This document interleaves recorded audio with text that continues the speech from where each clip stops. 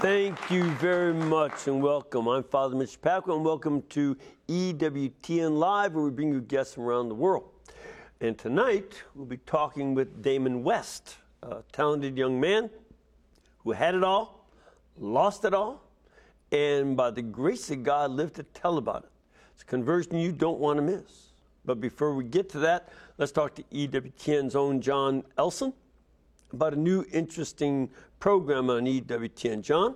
Hey, Father. What do you have for us this time? Well, Father, I just want to, as I've always done, is to thank our EWTN family watching at home and here in the studio for their spiritual and material support that allows us to bring very exciting programming to our audience. Yeah.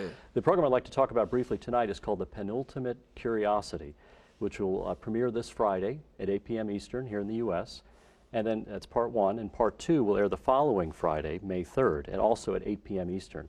The show is called The Penultimate Curiosity, and it was produced by two Oxford professors. One is a physicist, and the other actually is a visual artist.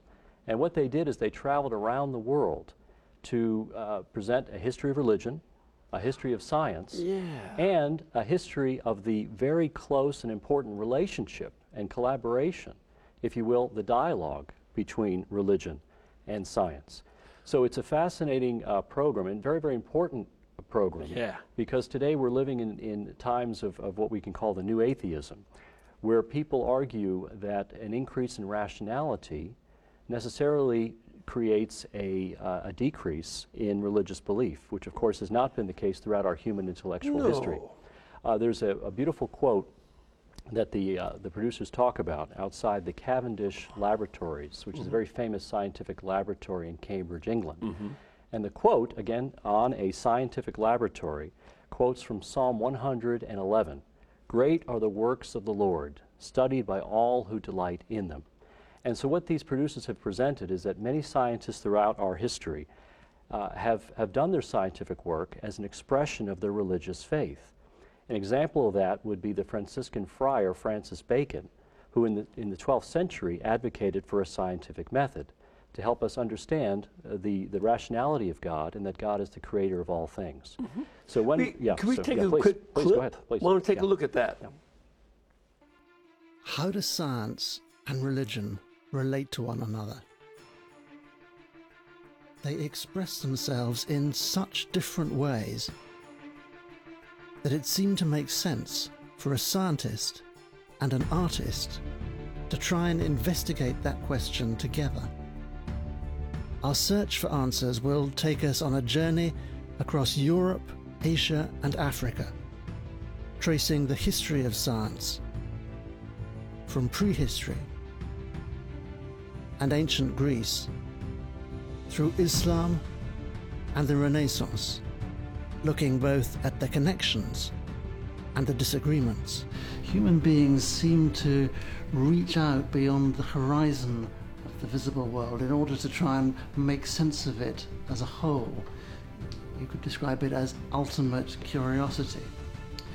If then our curiosity about the world around us moves, as it were, in the slipstream of that ultimate curiosity, you could describe it as penultimate curiosity.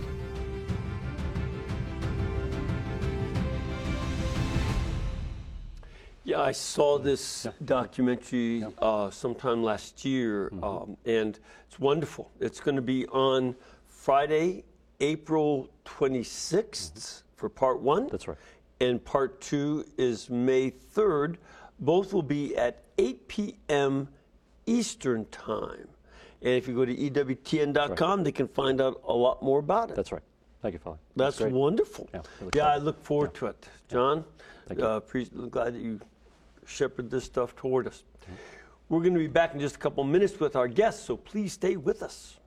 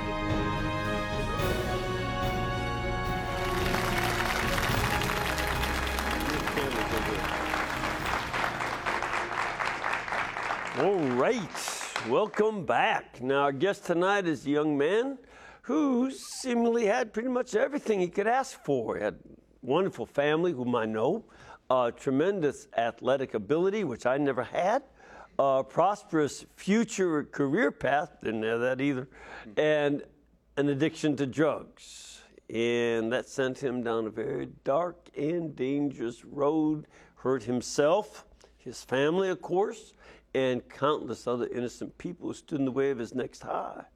So, through the grace of God coming in his life, and by trying to understand a coffee bean, his life was saved. And now he's sharing his story of redemption with the world by speaking to diverse audiences around the country. His transformation is vividly detailed in his recently released book, The Change Agent: How a Former College QB quarterback sentenced to life in prison transformed his world. So please welcome Mr. Damon West. Hey, man, thanks for having me, Father Mitch. Good to have you here. It's great to be here. Always good to be with you, Father Mitch. Now, Damon, we first met at a prison ministry conference in the wonderful city of Houston, Texas. That's right, in Houston, Texas. I've been working with some of my hunting buddies, started this ministry, Colby Prison Ministries, with a lot of other folks, hundreds of folks doing this all around Texas. It's spread now to Louisiana. Great prison ministry. And you were part of that ministry as one of the recipients. Yeah, I have a unique experience of going to retreat from all angles. I first went to a Colby prison retreat when I was serving a life sentence in a maximum security prison in Beaumont called the Stiles Unit. And I went to Prison Acts 4. They called it Prison Acts back then. That's right. Yeah. That's right. And now I get to go back in because I found those guys once I got out of prison. And I get to go back into prisons now and share the message of Jesus and bring hope. And that's where I think that my biggest currency is in life with God, is to go into places like that. Yeah. Now, I've also been with you as you've spoken to the University of Alabama's football team, and you do a lot of speaking to other sports teams and groups of people as well as prison work. But it's because you yourself were an inmate. And you used to be a quarterback. Where did you play football? I played quarterback at the University of North Texas back in the mid-'90s. You wouldn't have ever heard of me because I wasn't that good. By the time I was a starting quarterback, I got hurt just as quickly, and I never played college football again. But college football was a big part of my life. In fact, you read the book, you'll see it was too much of a part of my life. I put my value in the wrong places. But that's the currency I have to go into college football programs all over the country. I mean, I've been everywhere, Father. Yeah. And the Alabama talk was fun. You got to go in there and hang out with the Alabama Crimson Tide. Yeah, they're good group of young men, very fine men. And the other thing, though, is you didn't go into prison because you were playing football. That's not what you got sentenced for. No, sir. So tell us quickly what got you in there, and we'll talk about what got you out. The short story of it is addiction. And I'm an addict. And what you see in front of you today is a guy that's got a program of recovery. And a program of recovery to an addict is the most important thing. And my program of recovery has me tapped into my higher power, which is God. But before all that, when I was in my addiction, it started out with drinking and smoking, but, 10, 12 years old. It started out at a young age. And it escalated. And eventually it was cocaine. And then when I was in Dallas working training to be a stockbroker for one of the biggest Wall Street banks in the world, UBS, I was introduced to meth for the first time.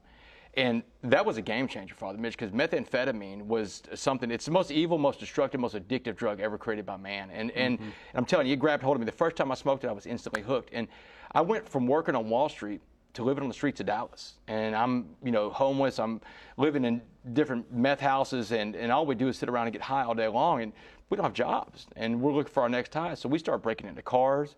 We start breaking into storage units, and eventually we start breaking into people's homes. And these home burglaries, Father Mitch, a burglary is a terrible thing. I mean, you violate someone's. For example, my victims, I didn't just steal their property. And there was a bunch of property stolen in the Uptown burglaries. They called it the Uptown burglaries.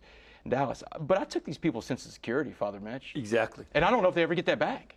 I don't know. No, as someone whose house has been broken into, you don't. It changes everything, about it and, the way things go.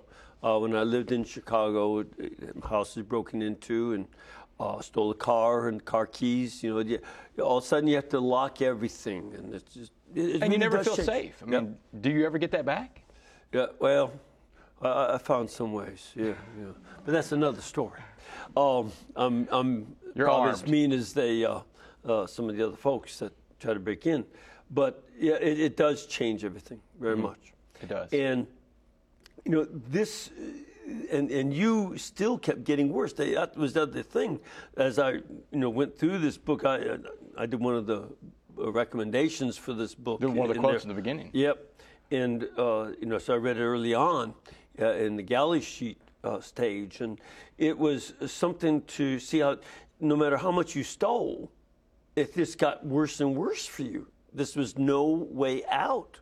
Absolutely. No, like I said, I was an addict in my disease and my addiction.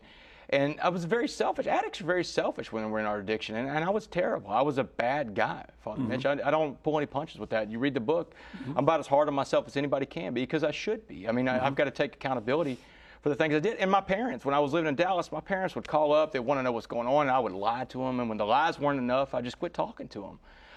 They knew something was wrong, but what are they going to do? Come kidnap me? I'm 6 hours from where they live in Port Arthur. Yeah. So, no, I was a bad guy, Father Mitch. And eventually the police came into your place and arrested you.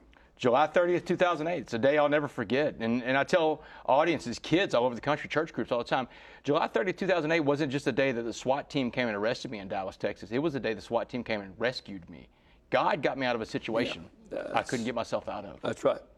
And you were convicted and sentenced with a very strict sentence. You were 30 years old at the time? I was 33 when I got sentenced to 65 years in prison. I got a life sentence. Anything 60 and above is the same in Texas. So I got life. My first felony conviction, they gave me life for organized crime. Yep. And that's a jury. The jury was gone 10 minutes, man. And I don't know how much Law and Order you watch, Father Mitch, but if a jury's gone 10 minutes, they smoked you, man. Yep. So they were convinced that you were guilty. You're convinced that you were guilty. Evidence was overwhelming.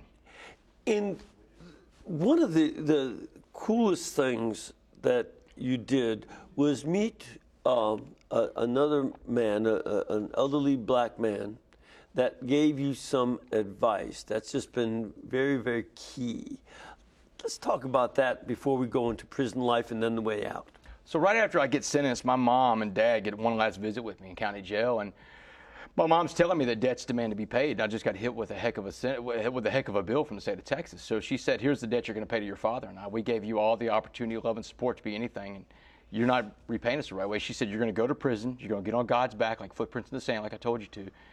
And you're not going to get in one of these white hate groups because you're scared because you're a minority in there. And you're not going to get a bunch of tattoos." I don't have any tats. I show people all the time. And I told guys for almost 10 years in the joint when they wanted to give me tats. My mom said, "No, I can't get any tats, But she said, "No gangs, no tattoos. Do you understand this debt you're going to pay?" And so I said, "Yeah, Mom, I do." But I had no idea what I promised. So when I went back to the pod in county jail, everybody's telling me how terrorizing it's going to be. And I'm going to the worst part of the Texas prison system where all the life sentence people are grouped on one building and you don't come off the building for 5 years. And everybody's saying get into a gang, black, white, Asian, Hispanic. But there's this one guy, this older African-American guy, and I call him Mr. Jackson. And Mr. Jackson, he had been to prison 4 or 5 times in his 60s, well-seasoned convict, and he pulls me aside. He's a real positive guy. He comes up and checks on me every day, and he asked me one day, how are you dealing with these knuckleheads, these dummies? And you're asking them about how you're going to survive prison.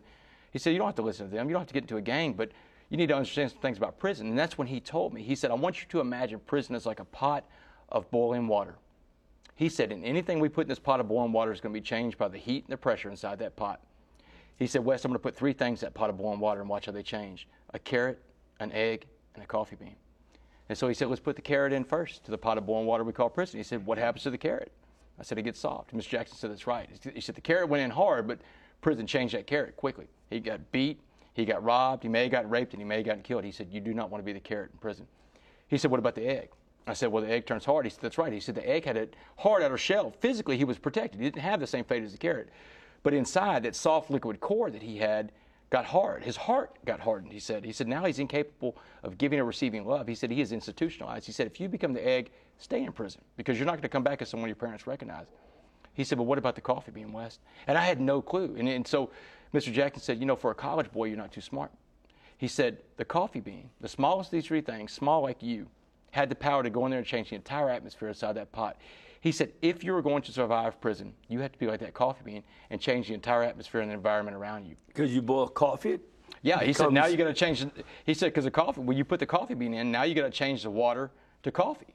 He said the coffee bean was the only thing that changed the atmosphere. Everything else got changed by the atmosphere inside that pot. And that's the basic choice. And, you know, this is something I think everybody, God bless Mr. Jackson. Sorry that he was in jail as much as he was, but, you know, he really did have some wisdom that you can apply that anywhere. Absolutely. And this is life. This is something that people have picked up on. You know, I've been, ever since the day I got out of prison, I've been speaking about it. Even in prison, when I was in prison, people picked up on it in there. The inmates picked up on it when I was in Styles and would tell them about their story. And when I get out, everybody now, but it's gone. It's gone to college football programs. They've got it in their locker rooms all over the country. Mm-hmm. Corporations have it, you know. People can apply this anywhere they go. And he told me about energy, too. He said, whatever kind of energy you put out, you get back. The laws of attraction. He said, if you're negative and walk around with a frown all the time, you'll attract that same kind of person, that same kind of energy. Mm-hmm. He said, West, if you walk around that place with a smile on your face and you let those guys know they're not getting to you, he said, you will change that prison from the inside out. He said, the other coffee beans in prison will find you because of your energy. Yep. And that's the thing that changed the game for me in prison. And, you know, I urge people to read the book. We don't have it at catalog, but you can get it at Amazon. Absolutely. And your adventures in prison are the kind of thing that fits so much of what I've learned by going into prisons and such.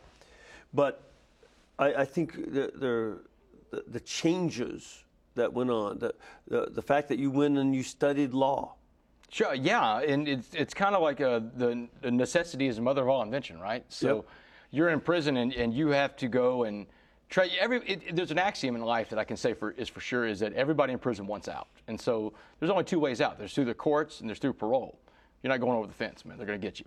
Yeah. So the only option I have with a life sentence is trying to go through the courts. And so you have all these jailhouse lawyers talking about, hey, you know, Wes, for $100 in soups and stamps and cookies from the commissary, I'll get you out. By jailhouse lawyers, you mean other inmates who think that they're experts in law, right? Even though they stay in prison, not getting themselves out. This is not the Bar Association. This is not. But there were a couple of good ones, and I've seen a couple of good ones. But these are not the guys I'm dealing with. Yeah. The guys I'm dealing with are they're flim flam, man. You know, they're coming to try to sell you. They're hustling you.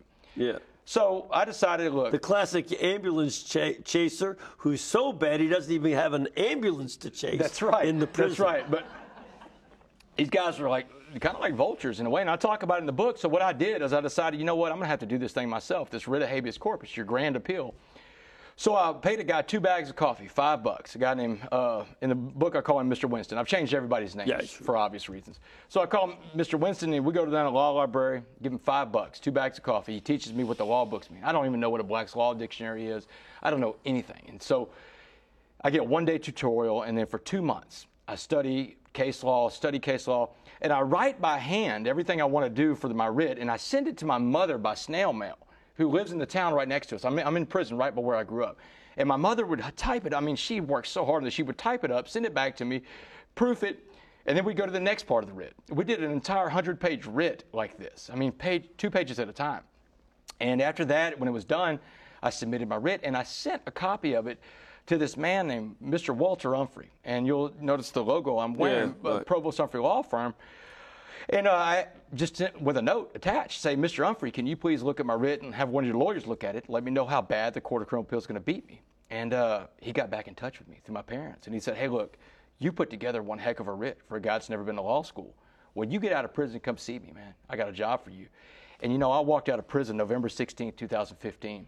And on November 17, 2015, I was at Provost Umphrey Law Firm at 9 a.m. in the morning, and I had a job. He honored that, man. And see, that's one element is learning to use your own brain to help yourself and to have a sense of hope that as you use your skills, there's something else. That's one important element here in the story. But then the other part that I think is even more key for our audience, you also came up on this retreat ministry, the Kolbe ministry. How did that affect you, and why did you even go to it? You know, there's a guy that I brought with me in the audience here, a guy named Steve Doucette. And Steve Doucette was a volunteer chaplain at the Styles Unit, and he was a Catholic volunteer in there. A layman. A layman, yeah, a layman, just volunteering in the prison. Great guy, man. Just some of these volunteers, some of these people I met along the way. And I got to a point in prison where I was involved in a lot of chapel programming and stuff, but, you know, prison's tough. By design, it's tough. It's a punishment. Right. So there got to be a point when I was, you know, I went to talk to him. I was like, you know, Steve, this just isn't working for me. I want to get out of some of these chapel classes. You know, I'm not seeing results quick enough. And I'm in recovery and I'm working a program recovery, but it's still prison. It's tough. And I try my best to be positive every day. But that particular day, I told Steve, I said, I think I want to pull out some of these classes. And he shut the door to the office and he looked me in the eyes. He said, you know, Damon, you are a drowning man. This chapel is your life raft. It's all y'all's life raft. He said, don't do this. He said, give me one more program to put you into. And just, if you don't agree with that, if you don't think it's going to be good enough for you, then I'll let you out of some of these chapel programs. But give me one more. And it was my Kolbe retreat, my Acts retreat. And I went on that first Acts retreat, and it changed my life. Father, I went in there, I learned what the secret to life was at that retreat. And the secret to life, I didn't know the term of it at the time, but the secret to life was serving others and being humble. Because I watched these men that would come into this prison, and they came in, they left their jobs, their homes, their lives, their families, their careers, everything for 4 days, to come and spend 4 days inside of a maximum security prison. And man, they loved on us. They hugged us, man. They had guys in tears. Some of the guys they were hugging that I did time with, they hadn't been hugged in 22 years, man. Imagine living a life where you don't have human contact for 22 years like that. And they brought good food in. If you're going fishing, you need the right bait. I mean, the food in prison's terrible, man. But these guys brought in gumbo. This is Cajun country, man. They brought in gumbo, that mock shoe. They brought in all the best food, but they used that food. I've contributed food to some of those prison retreats. Well, you contributed food today. By the way, the venison was great. But they brought in the right bait. They went in, you know, through our stomachs and got to our souls. And by Saturday night at that retreat, I saw the biggest, baddest guys in the joint crying like babies. These are hardcore guys, tatted up from head to toe, big guys, killers, you know, some of them. And when I saw that, and when I saw the Holy Spirit work that room, man, I knew this is my home. And so when I got out of the retreat the next day, Sunday, I ran back to the pod where I lived, and I called my mom on the phone, because you have these phones in the day room. And my mom picked up the phone and was like, Mom, I had the best time in prison this weekend. And my poor mom, she's heard it all, man. So, you know, I'm sitting here, my mom's in the audience right now. But laughing at you. Laughing at me, yeah. This is a posture she takes often, by the way. Yeah.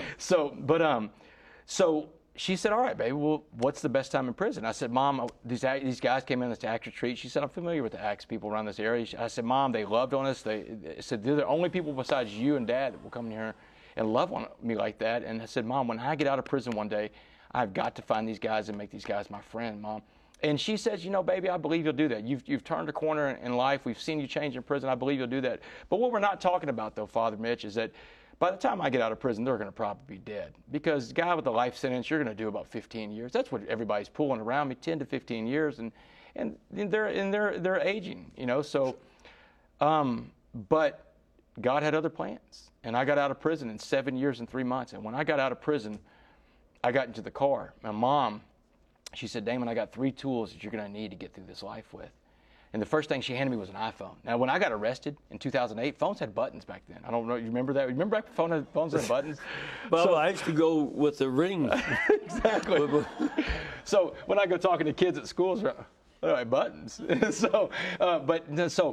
But she handed me an iPhone. And I couldn't even light the thing up. She saw I was frustrated, but she told me all the things a phone could do, right? The next thing she handed me was my driver's license. And I found a way to renew my driver's license while I was in prison. I haven't driven a golf cart in 7 years, but Texas is like, yeah, we'll give you a new license. And so she said, you got your phone, you can stay in touch with the world, you got a driver's license, you can go anywhere in the state of Texas you want to go and borrow my truck until you get a job and get a car. She said, what are you missing? Now, this is my mom. My mom is so spiritual. She's got this great connection to the Blessed Mother, this strong devotion to her. And so I'm like, Mom, relax. God is driving the car now. I'm just riding. I said, you know, my whole outlook is changed. I've got my rosary. I've got my Bible. Mom, what is it that you think I really need? I know it's something spiritual. And she said, Damon, you always did talk too much. She said, stick out your wrist. So I stuck out my wrist, and my mom put this axe bracelet on my wrist. And, man, she told me, Father, man, she said, where we're going back home, there are hundreds, maybe thousands of men and women, your axe brothers and sisters that are waiting for you in this community. She said, but you said you wanted to go find these guys, so I signed you up for your first axe retreat on the outside at St. Charles Parish.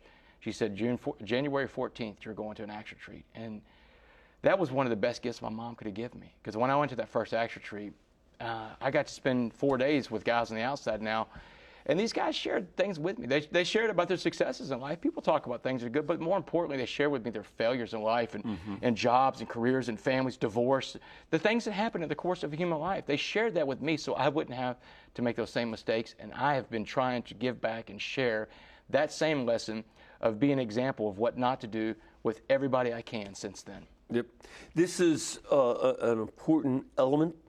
And you know, you're not only doing this in college campus, and that is really a special group. Those football players and other athletes, they're highly motivated. They're college students.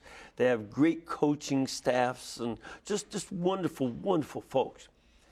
But the cool thing is that you're going back to prison where folks are still going through a lot of difficulty. And I've talked before on the show, one of the big problems of, you know, people who don't get married is that they don't stay in love on their children. Yeah. And 80%, right, of the inmates are the children of unmarried parents. Absolutely. 80% of all inmates. Yeah. And is there a racial difference? No, I mean, it's across the board. Yeah, 80% of the white guys, the black guys, and the brown guys. That's it. It doesn't matter. You know, that what's the big factor is not their race, but that their mamas and dads did not love them, even stay with them. Sometimes neither one. There's a breakdown. There's definitely a breakdown in the family. And, you know, and then also the alcohol use and other drug use. Absolutely. Substance abuse. It's 95? For women, it's more like 95% for what I've heard. But for the average guy in prison, I mean, 80%, you're talking about 4 out of every 5, you know. And this is something that I noticed when I was in. I tell people all the time, I've got a bachelor's in sociology. I'm getting my master's right now in criminal justice, but I had a bachelor's. What kind of justice? Criminal justice. So imagine that. I'm getting a master's in criminal justice. Matter of fact, you're the valedictorian of the class, aren't you? I don't know about that. If there's a class I'm in that's pretty tough, and the professor's watching, he knows I'm on the borderline of a B and an A, so I don't think I'll be the valedictorian of the class. But I do get to give the student commencement speech, and it's pretty neat. So May 18th, 2009, I got sentenced to life in prison by a jury in Dallas County. May 17th, 2019, exactly 10 years to the day, I'll walk across the stage at Lamar University with a master's in criminal justice and give the student commencement speech. That's God, man. That is a total God thing. Yeah. But what you were talking about a while ago, I want to talk about that, the breakdown of the family. There's a breakdown in the family in America. I didn't have to experience that. I have, you know, we talk about my mom a lot, but my father, man, my father was a hands-on dad. He was there. He was at every mass, every confirmation, every baptism, all these things. But he was always there for us in sports and in life and everything. I tell people all the time, I won the lottery when I got my parents. God made sure Damon won big. So I didn't have the same background. I tell guys in prison all the time, you know, I didn't come from a broken home. I don't have that excuse to check off the bat. But I saw a lot of guys in there that did. It was rare for me to run into anybody in prison that came from a family whose parents were still married. It's definitely the minority, because even with the other 20%, the majority of them come from homes that experienced divorce. Absolutely, but I mean, you don't see a lot of it. I didn't run into much at all. And you know, this I think it's important that you've gone through all of these changes and developments the hard way, and that's one set of issues. But then you're going back and giving to folks, because even with the athletes, as much as they have going for them, some of them come from some challenging family backgrounds. Sure. They need to hear what you say. And then you go back to the folks in prison and give back to them. It's amazing that the prison system lets you in again. Yeah, and to keep in and out. And it wasn't an immediate thing that the Texas Department of Criminal Justice, I think, there's a guy in Texas named Senator John Whitmire. And Senator Whitmire is the chairman of the Senate Criminal Justice Committee. And he's, his committee runs the prison, is in charge of the budget and everything for the prison system. And so he and I, we hooked up early on after I got out of prison. And he said, look, Damon, he said, the Texas Department of Criminal Justice, they're going to be receptive to you at some point, but be patient because they don't see a lot of Damon West come out of prison and catch on fire like this. He said, man, you're going out and doing stuff that we don't see a lot of in Texas. But they have come around, Father Mitch, and I think that before it's all said and done, the Texas Department of Criminal Justice is going to see me as a partner in this. And it's like I told him, and I told the director of TDCJ, Mr. Collier, hey, look, here's the deal. Damon West and the Texas Department of Criminal Justice are married to each other till 2073. I know that for sure because I'm on parole till 2073. So we're married to each other for the rest of our lives. Why not make this a happy marriage? So see what a nice approach. Back to family again. Yeah. Well, look, we got to take a break. And we want to open up for your questions and comments. So please stay tuned, and we'll be right back with Damon in a few minutes.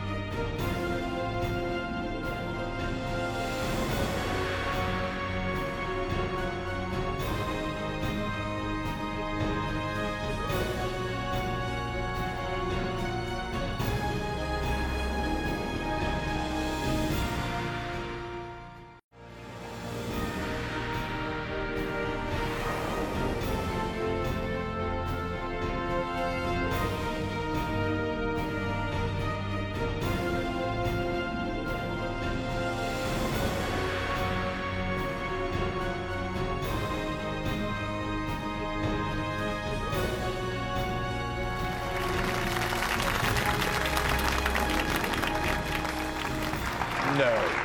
Yep. Wow. All right, you ready for some questions? Yeah. Let's giddy up. Start off with Marianne. Marianne? Oh, Marianne in New York. Are you there? I'm here. Are you there? Oh, there you are. All right. So, Marianne, what is your question tonight? My question is for your guest, Damon West. I'm just curious to know what Damon's relationship with our Lord was prior to his tribulations, and in some way, does he think that our Lord, that what he went through ultimately brought him to a closer and deeper, meaningful relationship with our Lord? And happy Easter to you both. Thanks. Hey, happy to Easter to you too, Marianne.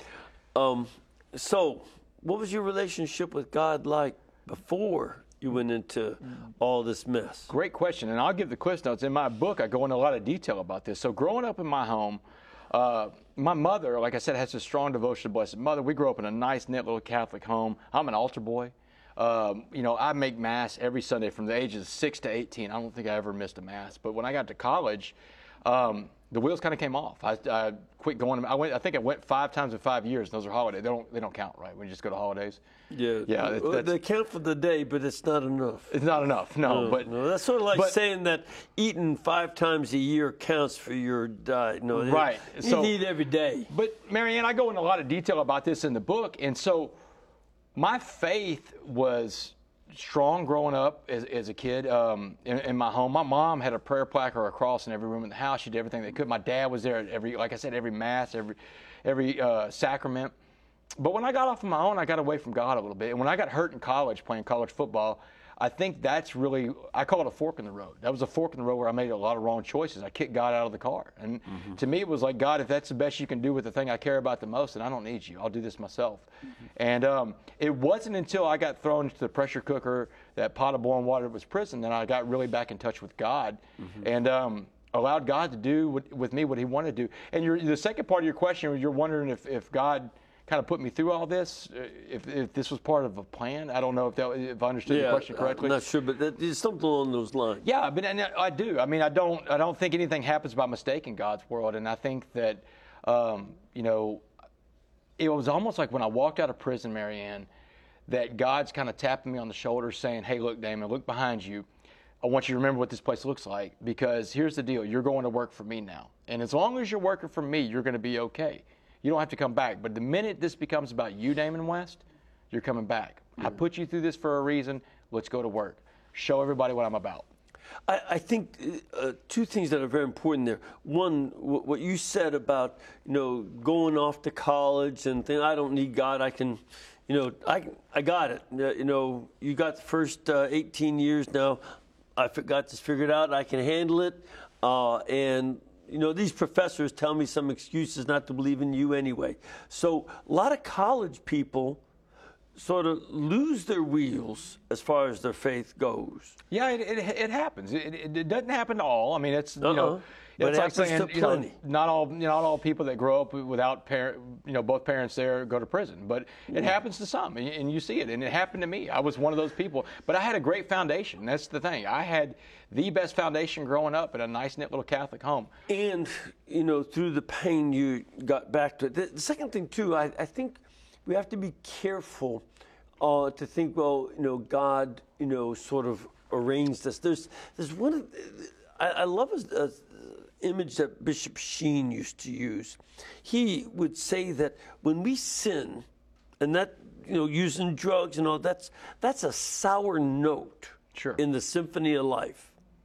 But what God can do is rewrite the symphony so that the sour note becomes part of a new chord. And he can make a new kind of harmony. And that's what he does when he adapts the course of our life back on track. And so it's But we have to be amenable to that. We have to be agreeable to it. We have that. This is where choices and consequences come in. And I made all the things I did, those are on me. I made those choices. And I deserve to go to prison. And I earned that life sentence. So those are choices I made, but I also made choices once I got in there to turn my life around. And I make choices every day. I pray for two things every day, Marianne. I pray, it's the same two things I learned to pray for in prison when I was in recovery. I pray, God, put in front of me what you need me to do today for you, and let me recognize it when I see it, because I don't want to miss that. And life takes care of itself after that. Yep. Young lady, where are you from? Baton Rouge, Louisiana. Love that town. Great place. And what is your question? I have heard about the Acts retreat. From my retreat, my friends told me about it. I want to know what it's like. It's like a good retreat, same thing as like a spiritual retreat. Yeah, it's great. What's your name again? Anna Gabrielle Degas. Anna. Okay, I'm going to just call you Anna then. Yeah. So Anna, no, the retreats are amazing. ACTS stands for Adoration, Community, Theology, and Service. That's what an ACTS retreat. And on the outside of prison, that's what you go to. The version of it that you go to on the inside is called Colby, after St. Colby. It's the St. Colby Ministry. I heard about that. Yeah, and so they just started them in Lake Charles. In fact, they just got started in your home state, and I was on the first retreat that went to a prison. It was in Kinder. But the retreats are amazing, whether you go into a prison or you go onto the outside, because what you do is you allow the Holy Spirit to take over your life for 4 days, and you get the outside noise of the world. One of the first things they did, Anna, they take your phone from you. And my retreat does that too. And I've been out of prison 2 months when I went to this outside retreat. I hadn't had a phone in years, and I got one for 2 months, and I was upset. My mom almost couldn't drop me off of the thing. But yeah, they're great retreats. And what you do is you get back in touch with God and the Holy Spirit, and you see humility at its finest. Thank you. Yeah, you're welcome. Thanks, Anna. We have another caller. Hello, Francis. Father Mitch and Damien, thank you for taking my question. Sure. Where are you calling from, first of all? Grand Ledge, Michigan. We're about 10 miles west of Lansing. Okay, great. And what is your question then? Okay, Damien, just to let you know, just recently my stepson was arrested by the FBI. He's accepted his consequences. He's under house arrest. He's very concerned, but what I ask of you is how do you, he's accepted his consequences.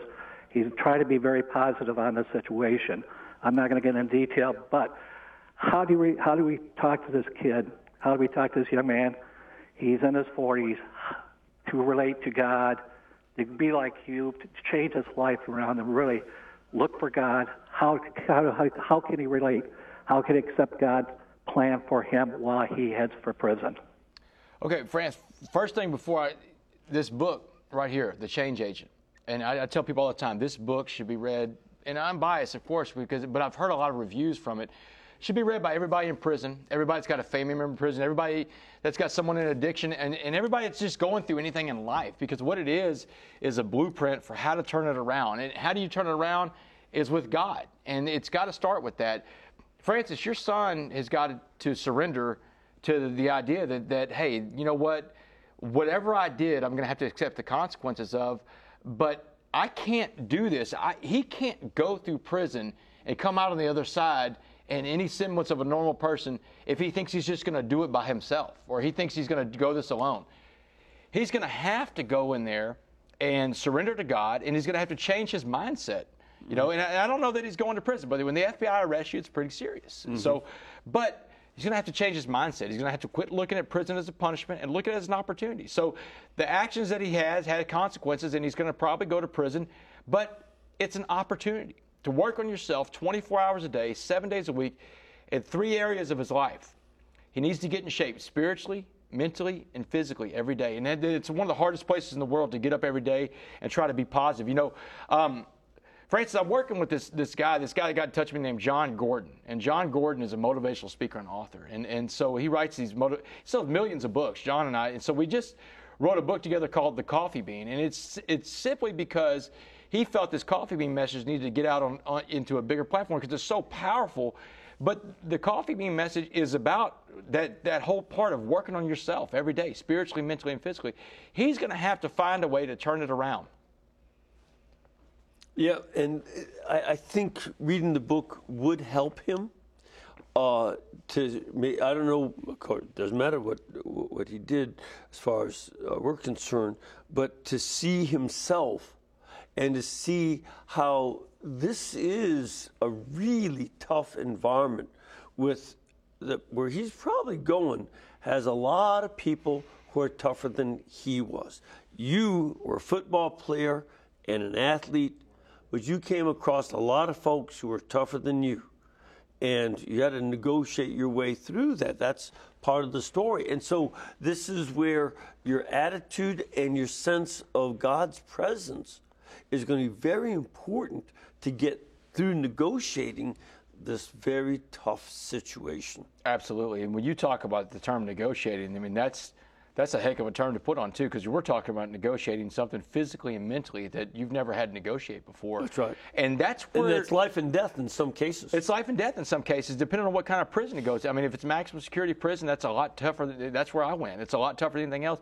But if you don't have God in your life, you know, and I tell people all the time, you know, people that are different religions, tap into something spiritually, brother, because you're going to need some help where you're going. Yep. And I also want to say this. We both know a lot of really tough guys in prison. Mm-hmm. But once they do find God coming in their lives, these guys turn into teddy bears. I love those guys. Yeah. You know, I go in there to hear confessions and such, and I feel privileged to be able to hang around those guys. Mm-hmm. I really do. And I find them an admirable bunch of guys. They've done some bad things. Sure. And I'm not saying let them all out now because I like them. No. They got to deal with their penalty to society. But I find myself admiring them, and I feel privileged to be there with them. And I'm the same way. And when you talk about, you know, yeah, you don't want to let them all out and let them, you know, but when they get out, that's another thing that society has to do. Society has to understand, look, I've got about as many things going for me in life as anybody that's ever stepped out of a prison. You know, in 3.5 years that I've been out, the things that are happening in my life, the way God is working in my life, the doors that God has opened, the people, guys like Joe Torres that he's put in my life. Joe's here in the audience. Joe's a mentor of mine and like a second father to me. And I've got the best situation possible if anybody that's ever been to prison, probably in the history of going to prisons.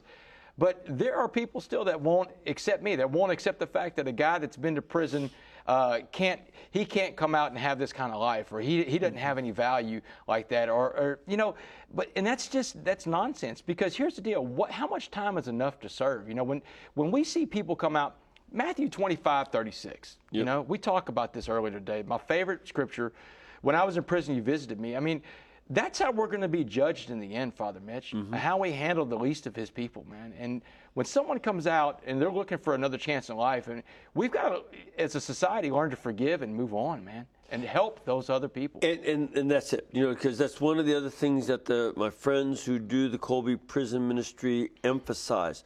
Once folks get out, then what? Right. And you talk about it in there that a lot of these guys talk about what they're going to do when they get out. And for a lot of them, the only future they have is the same nonsense and sinful behavior that got them into prison in the first place. Absolutely. And that was one of the things you had to learn.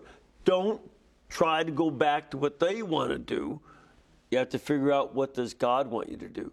And when you get out of there. But then there also needs to be the people of God who work in places like Colby Prison Ministry and other prison ministries and are willing to minister to them in there and be like dads who are usually the parent that's gone in their lives and love them. But then when they come out, get them ready to start doing other stuff. And that's what some of the guys are doing. But the guys still, and that's true. And I've seen that from the Colby Ministry firsthand.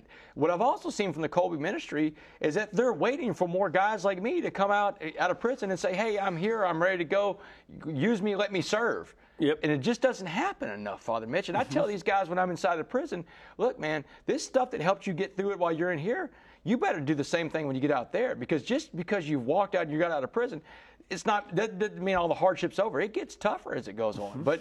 And they're going to run into people that aren't as receptive to them as other people. And you've got to learn to deal with that. But the Colby Ministry people, above all else, have been there waiting with open arms for other people to come out. And I just don't think enough guys getting out of prison and men and women getting out of prison take them up on it. Yep. That's very important. Yeah. Ma'am, let's have another question from our studio audience. Where are you from? Lake Charles, Louisiana. Another great place. Yes, wonderful, wonderful bishop over there. I just have something good to say about Acts Retreat. I know that it's done really well for our parish community and getting them to service more and to do more things around church, to get more volunteers and just to be more active within your parish. We had traveled a lot, and when I got back, of course, went back to the same church, but I didn't know any of the new faces, and getting into Acts and getting around the people. It's just, the community is just so close, and the service there is just incredible with our parish. Yeah, it's a positive thing. Absolutely. Yeah, and that's important too, that this ministry is something that, it's called Acts as they go to the parishes. They had to make some adaptations because prison is different than the parish. So the Colby Prison Ministry uses some similar approaches, but they've got their adaptation to prison. And whether you're making a retreat as part of your parish or whether you're doing it in prison, this is an important meeting with Christ, an encounter with Jesus Christ that is life transforming. And that's what everybody needs, is that transformation in Christ. Absolutely. Father Mitch, you hit the nail on the head. Here's the deal. And like I said, I learned the term servant leadership from my buddy Joe over here, Joe Torres. And servant leadership teaches us to be more like Christ. It teaches us that the purpose in life is to help raise other people up to a different station of life. You help someone else out, because when you're helping other people, that's when you're going to help yourself. That's how the universe works. We help other people reach a different station of life. It helps us out too. It's positive energy going along the way. There is nothing that I've ever seen out of an Acts retreat or a Colby member during a retreat that I could consider to be selfish. It's one of the most selfless things I've ever seen, especially Saturday night at one of these things. And I can't talk about what happens on Saturday night because that's what this thing called the River Rule. That's a secret. But I will tell you this, that if people could practice more humility and more selflessness, like I see in these retreats, and if they could practice this every day of their lives, the world would be a better place. Yep. I know one of the things that goes on in the Colby retreats in the prisons is they do the Stations of the Cross, but it's a living station. It's very moving. The inmates each act out one of the stations, and it really just get. Then the guys realized Jesus went through this, and what he went through in his trial and punishment was worse than what I'm going through. And the guys resonate with that. It's interesting you talk about that. And no one's ever brought this up anywhere I could talk about it. So when you're a kid and you learn about the crucifixion and the Stations of the Cross, when I was a kid, I was an altar boy. I've done it hundreds of times. You don't have the mindset, you don't have the mentality, you don't have enough perspective in life to draw from to understand what Jesus went through. Now, so the first caller was asking about my faith before and after. So I'm in prison now, and I'm back in touch with God, and I'm at this retreat, and I'm watching the Stations of the Cross where they actually act out the brutality of what Jesus went through on the way to being crucified.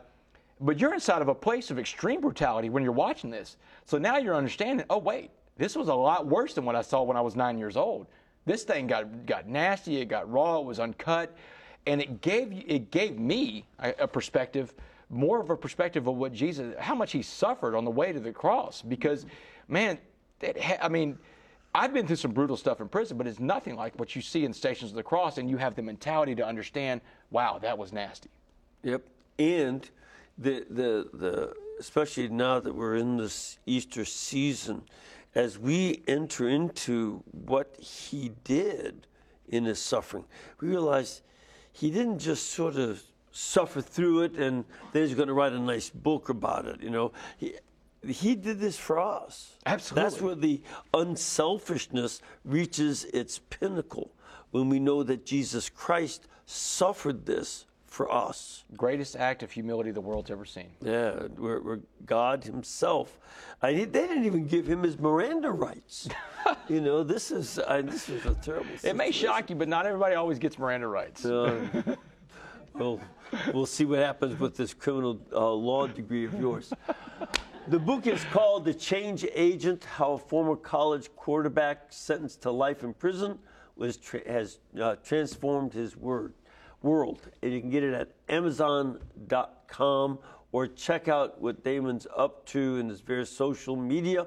That'll be over there on the website, DamonWest.org, and all that. You can email him on Twitter, and I don't even know how to use all that stuff. He's talking about Twitter and Facebook and I Instagram.